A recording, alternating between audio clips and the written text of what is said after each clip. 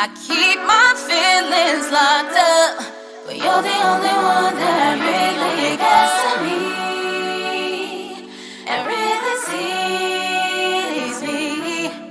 I've been trying to hide it. All right, we got another episode of Live in the Living Room podcast Spotlight series. Today we have a guest that's I've met personally as one of my favorite artists coming from Milwaukee, Wisconsin, and I would frequently tell people he's like the Nas of the city, and our relationship has stayed pretty cool throughout the years, and what I've noticed is he always had kept he lived up to his lyrics. He started with Steady Chasing, and he really lived up to Steady Chasing. And what he's going to do today is going to talk about a book that he's promoting, talking about getting artist placements and music licensing. So we have today joining Live in the Living Room podcast, David Baldwin, aka also known as Prof. Yes, sir. Yes, sir. So tell me about the name of the book. What you got going on? Well, first of all, thank you for having me, man. I greatly appreciate it. And as far as the book, man, I wrote a book. It's called Mind Over Music: A Guide to Music Licensing. Mm-hmm. And is really just that, just a guide for independent artists on how to go about getting music placements on TV and film. So, can you tell the people a little bit about the reason for the project? Like, what made you write this book? So, yeah, I have over 1,000 TV and film placements. I've been doing music licensing. I got in it kind of early, so some years now I've been in it.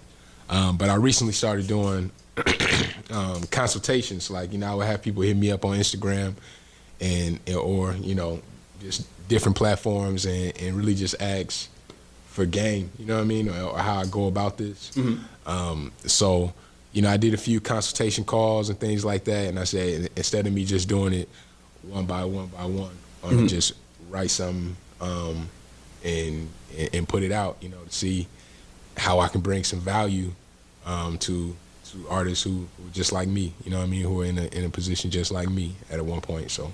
So question. The one thing that I've noticed that everybody that has generated some sort of significant part of an industry, everything usually comes from problem solving. You notice a vacancy or a lack of information in your case, and you provide a resource for that. Was it just a eureka moment that you had of like talking to people consistently about like how to get licensing done, or how to get, or just find another niche in the industry? So truthfully, it started out seeing if I can get another source of income. Mm-hmm. For sure, as you said, that I'm steady chasing. That's entrepreneur. That's what I'm always on. Yeah. I can't be nothing but me. Right. So I was looking for another source of income. But with that, as you said, with any other business, like you said, business is all about problem solving. Mm-hmm. If you don't have problems to solve, you really don't have a business. Right. So I had to make sure that the book was actually worth something. I just wasn't writing it just to sell it. And I did. I tried writing a book about just my experiences as an artist, the people that I came across and things like that. But I felt like that wasn't really serving anybody, What were some of the early problems you had as far as you personally pursuing licensing? Me personally? Yeah. Man, just kind of getting out of my own way, that's. What does that mean? Like you were like, you felt like you were being compromised as an artist, or? Absolutely. I ended up turning in a song that actually got me some nice royalties once, but they wanted some like a Nicki Minaj Starships, right? Okay.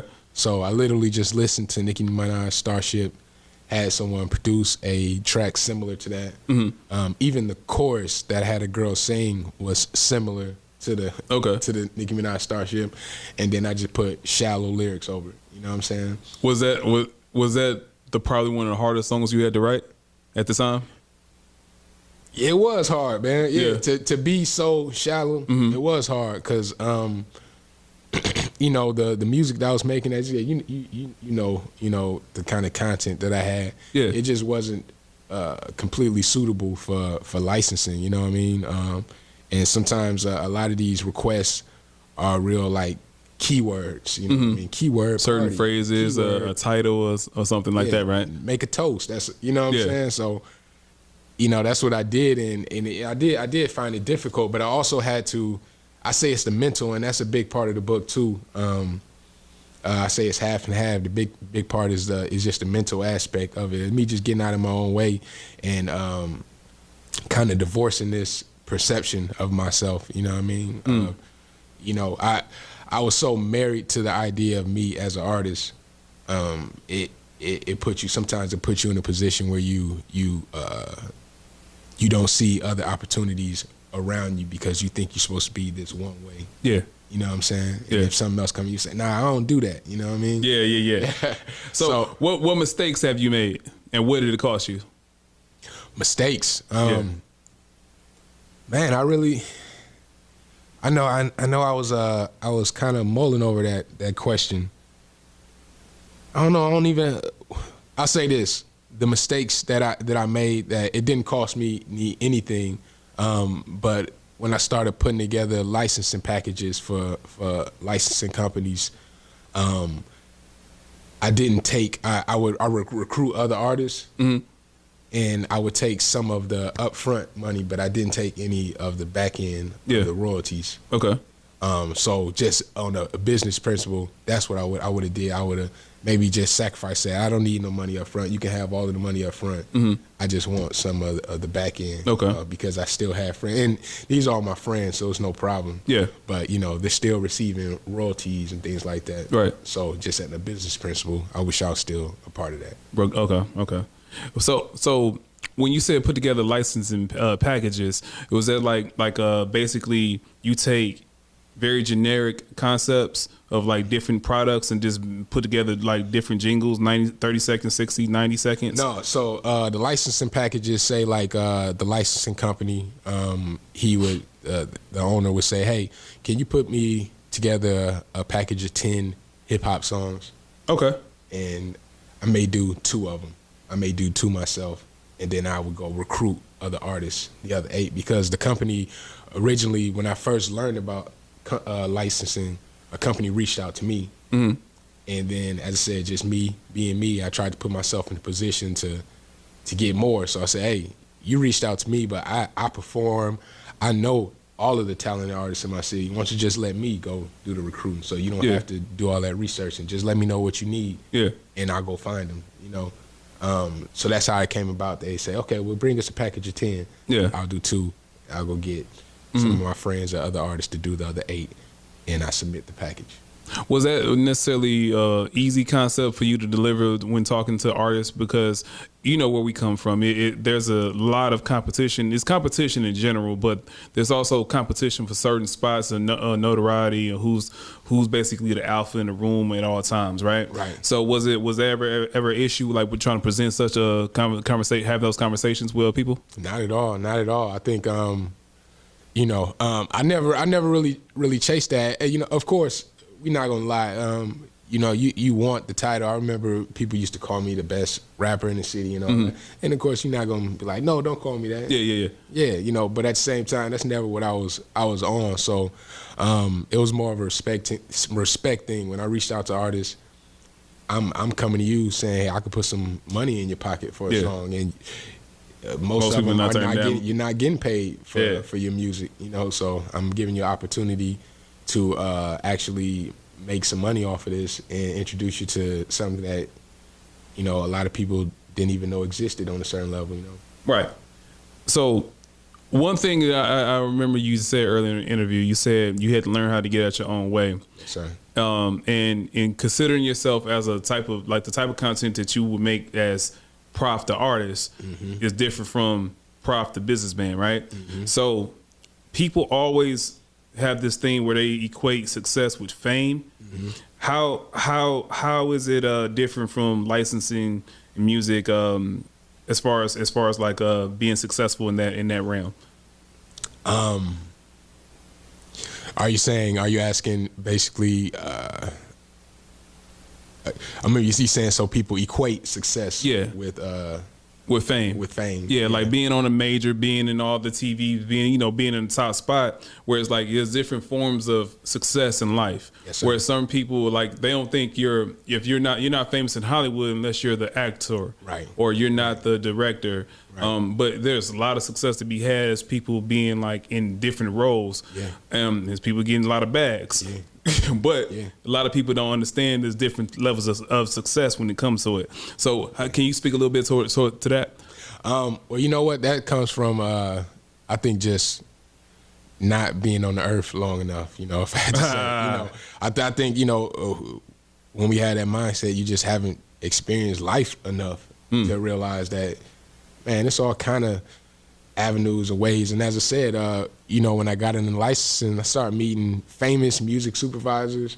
Yeah. But nobody know, you know what I mean? Nobody on 13th and Capitol knew who these people was, you know what I'm saying? These are a white woman, you know what I mean? Like, you would never know her, but in her field, she award-winning and all kind of shit like that, you know what I mean? So I never really got into it, and I think that's what kind of drew me to licensing, is because it didn't matter what I put on.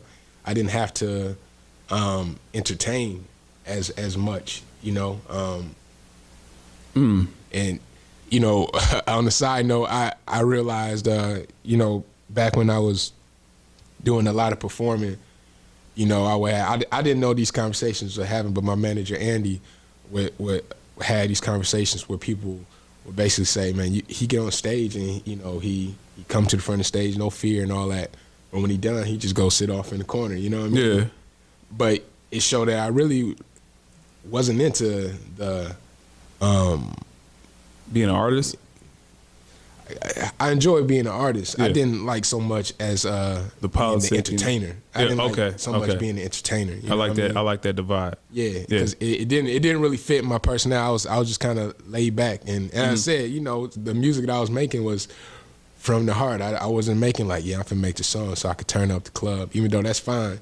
That's just not what I was doing when I was getting. I just felt a certain way. I heard a beat, and it brought this moment or this mindset, and I wrote about it. You know what I mean?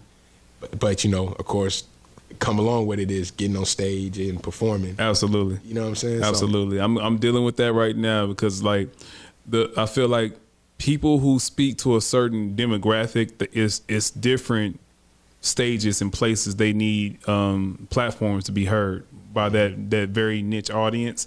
And everyone has a platform and place to go to. It's just more so like carving out your lane. And when what you're doing with music licensing, there's you basically found another lane. Yeah, absolutely. Yeah. So what are some of the biggest misconceptions that people have as far as like doing the licensing? Biggest misconceptions. I think it maybe comes with just music, period. And it's funny, I just had a conversation with my little homie the other day. I think people look at music like, they look at the music business like it's something so much more special than any other business. Yeah. But it's just business. Wow. You know what I mean? Yeah. It's just another business. And I think sometimes I think sometimes with other products, you feel like you have a time, okay, well, if I do this and do this, this will eventually happen. And sometimes with music, you can do this and do this and still nothing happens. Yeah. You know what I'm saying? So I think sometimes people think music is just this otherworldly business, you know what I mean? And that's why you see a lot of artists, they don't put no money in themselves. They don't invest nothing, you know what I mean? They'll spend a lot on the look. Yeah. They don't invest nothing in the marketing. And it's like, you would not do that in any other business. Right. Why do you think music is so special where you don't have to put nothing behind it? The mechanic, so I would say that's the biggest misconception is the work that comes into it, not the glamorous in the studio, smoking weed, drinking with your homies. That's an aspect of it, you know what I mean? Yeah. And I enjoy that too. You know what I mean? But people think that's just it. Like, but you can make a song. It's just think, man, how many hit songs it is out here that we ain't never gonna hear because they don't put the time or don't educate themselves on how to get it to us. Yeah. So I can't recognize that you got a good song if it never come across my ears. Right. You know what I mean? But that's your job too. You know what I mean? Find if that you're connection. independent, if you don't have a label, that's your job to get that to me. So you gotta educate yourself on social media campaigns and marketing campaigns. And as I said, you know, it's sometimes a struggle when you just an artist and, you know, I just want to make music. Yep. And that's how them labels get you, you know what I mean? Some labels be like, okay, well, you go ahead and make your music and we'll give you this watch and all that, you know. You don't have to worry about all that. You just want to perform, right? Yeah, I just want to perform. Okay, well, you go ahead and you only getting this. Yeah. You know what I mean? And then you probably don't even catch it until 5-7 years down the line. You looking at contracts, you looking at all the returns, the residuals, the royalties, and it's like, yo, my numbers don't add up to. Now you want to smarten up. Yeah. Now you want to smarten up when you take a loss. You lost your shine too, because you know, this is like, you know what I always kind of equate music with was, unless you are one of the more savvy legends, it's kind of like an NBA or NFL player. Like, they really, like, everybody thinks people are normally having 10, 20-year careers. Not normal. No. 3.5 years. Yeah. And that's a long time in hip hop. Yes, it is, man. And music in general, like, to stay hot, it's so hard. Yep. So it's kind of like you got to get in and, like, you got to strike while the iron's hot. Yeah. Because a lot, like you said, a lot of times people lose their buzz and they shine, and then they get to the point where by the time they get smart on the business, they've already lost their pocket of time.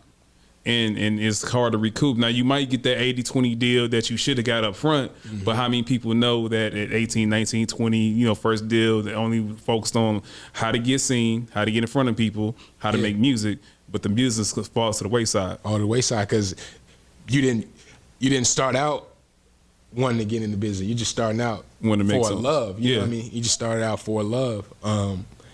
And that's where we all started. That's how we all started. You know what I mean? I wasn't thinking about trying to make money off of the first rap I wrote. You know what I'm saying? Yeah. You know, but I was just blessed to kind of have that mindset as I moved on and got older. And, you know, it just helped me look at things. So then when the opportunity for licensing came up, I just jumped on it. You know what I'm saying? Yeah. I just jumped on it. What about, like, little nuanced situations in music licensing that you have come across, such as like record sampling? Are you a fan of it? Can it be utilized, or does that cause more red tape in the situation? Yeah, you can't use any samples unless you are big time, and you know you've already made arrangements. So, ironically, you know, I used to work for the manager for the Migos. Okay, his name is Danny. While I was here in Atlanta, right before I had my daughter. And that's what I used to do. He had a sample clearance company before he became the manager of Migos. He was the manager at the time of Trinidad James, and he handled the publishing for, I can't remember, it's big time. Guy used to write for like TLC in Dallas Austin. Okay. He handled the publishing for Dallas Austin and a few others. But he also had this sample clearance company where labels would send us songs that an artist had wrote. And I'm talking about, like, I heard Beyonce songs and all kind of big name artists. Yeah. The song hasn't come out yet. Yeah. But our job is to to listen to the song, see how they used the sample, find out who owns the rights, who owns the writer rights, who owns the publishing rights. Ooh, reach out to them. That's a lot of work. Yeah, it's a lot of paperwork. You know what I mean? And that's what I say. That's why I realized that it's just like any other, because I had the pleasure of listening to these songs. Yeah. But to do the work, it had nothing to do with the music. You know what I'm saying? It was documents, agreements, and emails and shit like that. So, can you speak a little bit more to that? Because a lot of times as a consumer, like, nobody wants to see the process of, like, the meat going, how the meat comes out the meat plant, and how they prepare it in the kitchen. They just want, give me my food. Give me my burger. Yeah. Right. They want the entertainment. So can you speak to that? Like, you have all these songs that come out, and I'm pretty sure you heard some dope stuff, but they couldn't get the sample clearance cleared. And I mean, we grew like we saw Weezy in the mixtape era, right? Yeah. Dope music that we never have have it come out on major platforms because of the sample clearances, right? Right. So can you speak a little bit more to that? Like how often did you see something, hear something that you never see the light of day because it had so much red tape with as far as the clearances? Yeah, it was like, so most of those got cleared. We reach out to, you send an email, you had a agreement that was kind of set. You just changed out like how the, was it interpolation or whatever, how long you used it, and you send it out. And they usually reply and say, we're fine with that, but we need this much, just the percentage and all that. Send it to the label, they say fine, and then it's cleared. Okay. But then when you ran across certain, from what I remember, certain rock legends, was not really cool. Juice WRLD with Sting, he basically took 80% of his. Sting was one of them. Yeah. Okay. It was another like famous rock band. The Eagles, right? They're notorious for not wanting to clear samples. I believe it. They was not rocking with that at all. I know the Jackson 5, anything Motown is kind of hard to come by too. Certain artists, but specifically, I remember. I want to say it was Tank. He was talking about clearing a sample. He you know how like sometimes like music gets embedded in your subconscious and you play something. He had did something and he realized that he did something that was like an interpolation of what was it, Heartbreak Hotel. And then once they had to clear the sample, he's like, "Nah, just know you're not getting paid off of it. Just have fun performing it." Yeah. All right, go get your show money. Yep, that's it. That's all you're getting. You know what I'm saying? And sometimes it's worth it. Sometimes it's worth it if it's a big hit. Like So let me ask you this. So if an artist comes to you and says, "Hey, I got 2 joints. One is both of them have a chance to go, but the one with the sample, that's for sure gonna go a little bit faster because the sound of nostalgia with a sample. But it's a lot of red tape and you may not get paid for it. Which if you had to pick a single for an artist, which one would you pick, and why would explain the reason behind it? Whatever I feel like is gonna make the most impact. And I tell independent artists this all the time because I have people ask me, should I get this cleared? I said, nah, not right now. You know what I mean? Why? Why? Put it out and let it gain steam. And it's actually a sign of success. If them people come looking for you, that means you were successful. You know what I mean? Because they would not even bother unless the money was generating, unless the song was generating something. You know what I mean? So, and then at that point, maybe you have a little bit of leverage to work something out. Really? Or if it don't work, you've already accumulated your fan base. So just make another song. But that was the main goal, is to get a fan base of people who want to mess with you, who want to listen to you. You know what I mean? So you saying it's worth generating enough noise to get to that point, the point where they come to you with the cease and desist? Fuck it, man. This is me speaking from. You know what I mean? I don't know if an attorney or something.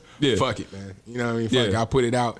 If you come see me, if it get big enough, come see me and let's see if we can do. You know what I mean? Let's see what we can do. But if you came to me, if it made it to your ears, that means it made it to a lot of people's ears. So that means I can make another song. I got a fan base. Okay. So let's get back to the placements and the licensing. What was one of your best years of doing, since you got into it? Can you describe one of your best years doing it? The first year, because as I said, it set me up to still receive royalties to this day. The first year, because I was doing a lot of packages, I was real active. I was real active. I was going into these licensing studios. They had these big, nice studios with guitars everywhere. And I just learned so much, And I remember going to California, living in California for a minute, and cutting up commercials for this licensing company, because I had to cut it up based on genre. So it introduced me to genres that where I'm from I wasn't really listening to like that, even though I was always open, my ears are always open. But I came across a lot of alternative music, a lot of rock music, and you learn how it was used in commercials, how it was used in TV and film. So he was just I was doing it for cheap because I wanted to learn. So I know he was getting somebody to do all of this work for him for cheap. But you were getting game. But it was blessed me. It blessed me because he didn't know he was giving me a course on music licensing. You know what I'm saying? So I think that was real pivotal for me. And as I said, just that first year putting together packages, going to sit down with artists and, you know what I mean, becoming more of a businessman and less of an artist, you know what I mean? Because then I was coming to them as Prof. They know me as Prof, as the artist, but I was coming to you somewhere. I wasn't going to be on the mic, you know what I mean? I was coming to you on some, you know, introducing these new opportunities. And that's why I said, that's why the serving part of it, you know what I mean? Like, if you offer something, if you offer a product, you really are serving people. Yeah. You know what I mean? So, you know, and not to be corny and all that, but I realized how much I kind of like that. I kind of like serving this company. Yeah. They needed something. Yeah. And I was able to bring it to them. And then I was coming to my people, to my environment, who didn't know that this existed. You know what I mean? Yeah, you were being a conduit for both sides. I was coming to them and I was able to put them in. They, you know, it made me proud to see some people proud. They get a check for like, damn, man, I ain't never got. Yeah. You know what I'm saying? Like, that made me feel good, man. So I realized how important, and I got compensated. And I realized, hey, the more, you know, as I got into other businesses, right, real estate and all, I realized, man, you get paid when you solve a problem, right? When you help somebody, you know what I mean? So now that's what I look for now. I go out saying, how can I help somebody? And usually, if I help good enough, I get paid for it. You know what I'm saying? So one thing I want to touch on that you were talking about, you were doing a lot of work for cheap, and a lot of people they'll shoot themselves in the foot because, like, once you learn the price, it's like, oh, the price is supposed to be 100, but I'm doing it for 40, 50. Yeah. And most people like, oh, they walk away from it. And then what you just said was real valuable. Like, you getting game on top of the little bit of compensation. Yeah. How would you tell people to equate the value? Like, how would you tell a person, instead of walking away from every situation where you might be taking a little bit less, but the long-term gains that you got? Yeah. How would you advise somebody to, like, look at a situation and make the best decision towards that? Well, so I look at it like this. I had a good friend who's a producer. He reached out to me. He had an opportunity where somebody, like a label, wanted to sign him as a producer, and you know, they wanted certain percentages and all that, and he that kind of rubbed him the wrong way. He didn't want to do it. I referred him to, like, an attorney of mine that I knew, and he ended up walking away. But I did tell him, I said, hey, man, 100% of nothing is nothing. You know what I'm saying? I say that all the time. Everybody like, I want all the pieces of the pie. Like, look, it's a big difference between taking 25% of $1 million versus 100% of nothing. Then you ain't getting that. Yeah. Then there's no progress at all. There's no progress. And you all. I mean, you've heard these stories. I've had this conversation. I heard these guys sit in offices with me, and they talking to them like, man, they wanted to offer me $50,000, and they wanted to work for hire. I'm like, well, what you get for it? And what kind of like fan base did you generate from it? You got nothing. You just got something that's hard as hell in your living room that you play and nobody else knows. Yeah. And all you can do is say, like, man, at one time I played in the league, or I played somebody in the pickup game. You know what I'm saying? It's basically the same type of story. And I know that in a way, maybe some people may feel like it contradicted what we said earlier. We were talking about not knowing the business and just signing. And then you realize, like, damn, I'm only getting this. Yeah. But I guess we speaking on, like, you already get in the door. You know before you. It's about getting in the room too, though. Yeah, it's a fine line between being limited in the access of certain parts of business, but at the same time, you don't want to be left outside saying, "Oh, I got everything I got." Yeah. And you got nothing. You got no traction. You got no movement. And then everything that you have, it dates so quickly. Production, like, you might have a real hard song, but you know this production of sound changes like every 2-3 years. And so you got something that's really, really hard, but you can't use it in 2-3 years. Yeah. Especially if it's like a very niche part of hip hop, because, you know, we got different subgenres of hip hop too. Yes, sir. Going back to music licensing, you were talking about opening your ears up to different types of music, alternative rock, different types of pop, I'm assuming. You did you ever notice, like, a lot of trends or certain phases where everybody would hop on, like whoever's hot at the time, they just want something reminiscent of that? Or you probably catch it more so in the law firm commercials. They have this, and like they have like the battle with the beats type, like they have verses forever. Yeah. But like, do you notice any trends with that? As far as other genres, I would say, like do people want a more so what gets placed more often? Rock music, pop music, hip hop is probably generating a lot of steam more right now. Yeah, I definitely say overall it's going to be pop music, popular music, because as you said, the term is popular music, so it's the most popular to everyone. But man, it's I wouldn't say anything generates the most over anything at that time. I think hip hop is the new rock. I think rappers are the new rock stars. You know what I mean? That's dope. You know what I mean? So I think hip hop has permeated all levels of culture. You know what I mean? So even the most whitewashed conservative products know that they need to include hip hop. Yeah. In they shit. You know what I'm saying? So I definitely say hip hop definitely probably is the leader of it. Even our rappers dress like rock stars now. You know what I mean? I just did an interview with a guy last night, and it was basically what you just said. He's Southside from Atlanta, rock star, like skinny jeans, slices in them, choker chain, punk rock stuff on him, and he had like multiple studs in his nose and everything, like colored hair, rock star.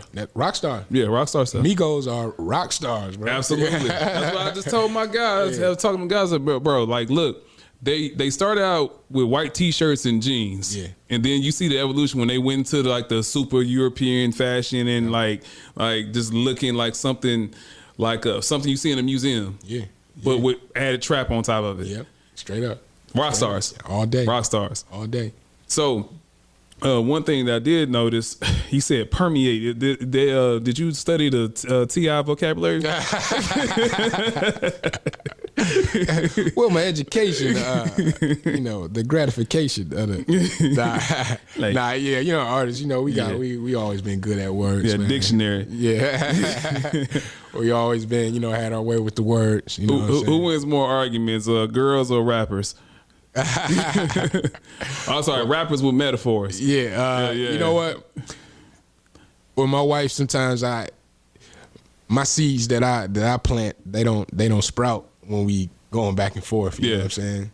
You know what I mean? You got to sit with her for a while. So when we might have a disagreement. Oh, that might get you hurt though. That might get you hurt. That first disagreement, I might just have to, just for the sake of moving forward, I might just have to be like, cool, just be an active listener and say what I got to say and sound like keep a man it moving, trying to say married, smooth. Yeah. I mean, hey, and that's really what in any relationship too. The more I learn, like just the communication style.